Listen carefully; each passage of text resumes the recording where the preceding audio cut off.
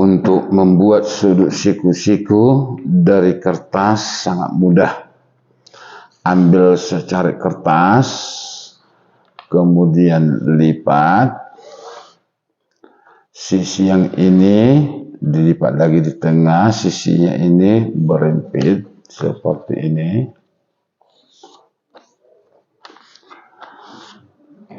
Maka ini sudah jelas sudut siku-siku. Jika ada garis lurus satu ini dan kita mau membuat satu garis lagi yang berpotongan dengan garis ini membentuk sudut siku-siku, kita tinggal membuat seperti ini. Sisi yang ini berimpit dengan garis lurus ini, kemudian buat titik,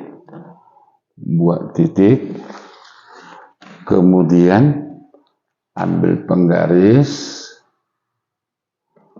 tarik, kemudian ini sudah jelas sudut siku-siku.